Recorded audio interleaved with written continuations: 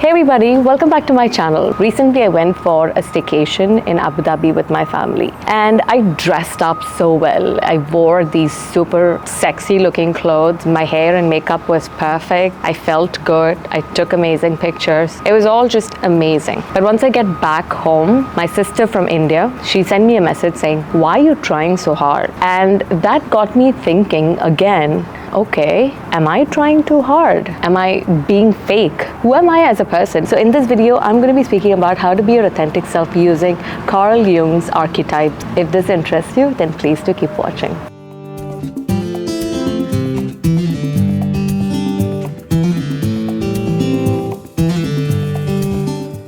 So Carl Jung has come up with 12 main archetypes, and he does acknowledge that there could be more, but during his time, he just discovered 12 of them. And it falls under three main categories, which is the persona, the anima/animus, and then your ego. And at the end of the day, it is the self. You are the self. So it all, both the conscious and the unconscious, integrate together to form the self. And what exactly is the self? So the self is who you are. When somebody is born, when a child is born, you can see that that child is full of unconditional love. He or she is not tampered with any sort of ideologies, or you don't, before you slap a name on him, before you tell that this is what your caste is going to be, this is what your religion is going to be, this is what your identity, your nationality, your citizenship is going to be. Before all of that, a child is born. That person who is so excited about being born here, about being reincarnated in here, for all the experiences and the joy that he or she is going to experience, the unconditional love that child has, that is the self. Self can also be called as the God image. But then all of these other layers start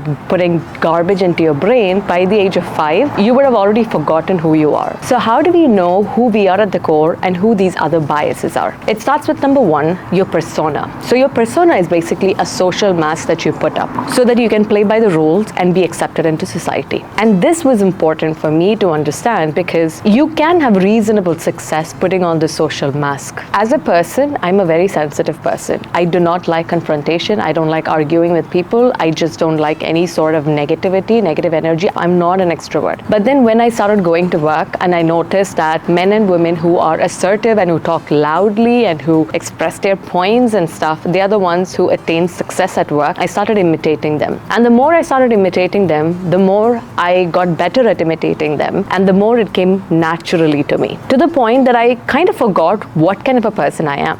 Because a social mask is something that you can wear just for these social gatherings. You're going to school, you put up a social mask. You're going to work, you put up another persona. But when you're bringing that social mask / that persona back to home, and you're trying to live your life in that mask, that is when things get difficult. The most stressful things to do in life is to fake it and be someone you're not. The second thing is your anima / your animus. Every person has both feminine and masculine energies within them. So let's say you are a man, right? And as a young boy, you're told that boys don't cry, men are not supposed to be sensitive, and so on. You are shutting down this person's sensitivity and how empathetic he is at the core, that he grows up, and after a certain point, when you have suppressed it too much, it comes out in ugly manner. When in reality, if this man is really masculine, and then he's also in touch with his feminine nature, which is sensitivity, he comes off all the more attractive. This is the same thing that happens with a woman as well. A woman is naturally sensitive, caring, calm, and composed. But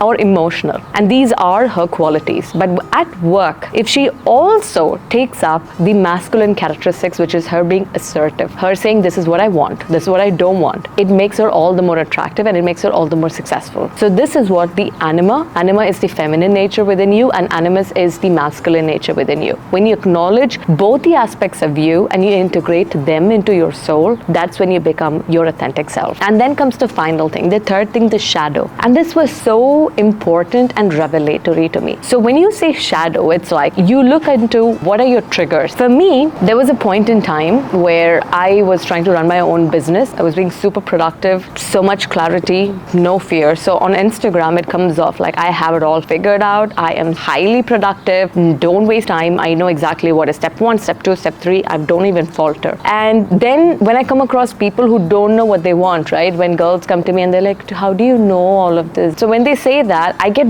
really triggered. Why is this? So your shadow is basically those negative qualities within you that you know is wrong, so you deny its existence, but it pisses you off. And these are qualities like jealousy, anger, insecurity, fear, etc. So in my case, I was trying to put on this phase where I knew it all and I was very productive, etc. when there were parts of me where I wanted to take a break, where I was afraid of what to do next, where I wanted to just not be so productive and just relax. These were aspects of my psyche that I hated. So when I see these characteristics on another person, it pisses me off all the more. When you identify that I do have certain insecurities, and that is okay. Because at the end of the day, we are just humans. We have flaws, and this is totally normal. So when you acknowledge your shadow self, that's when you accept yourself as a whole. That's when you stop getting triggered by other things. So the next time you get triggered by somebody, then understand that this is a reflection of a part of your psyche that you hate, and that is probably giving you certain clues on what you should be working on. What is your ego? Your ego is basically all of the things that people has put in your brain. When you're born as a child, you're excited about everything. You just want to explore everything. But then your mother says, hey, stop laughing like that. You look like a donkey. Hey, stop crying because you look like a rat. And then they start putting all of this garbage into your head. Ego is all of these subconscious beliefs that people start putting into your brain that you grow up with. I was part of so many big groups. However, I never had one best friend. Why? Because when I'm trying to put on this loud, extroverted personality, then I start attracting people like that who would also be interested in things like that, when in reality, I am the sensitive person who is interested in deep conversations. So ego are things, the garbage that your ancestors and your country, your religion, etc. puts into you, which fills your brain up by the age of 5. Then from 5 to 30 years old, you have all of these different things in your brain and you lose touch with who you are in the inner self. Then comes this phase which I am in right now, where I'm peeling off those layers, the ego and the shadow and the anima, the animus, the personas, and I'm figuring out who I am at the core. You become successful when you have successfully integrated yourself with all of these other archetypes. Once you understand who you are, then you need the courage and the bravery to be who you have figured out you are. Thank you so much for watching. I'll see you again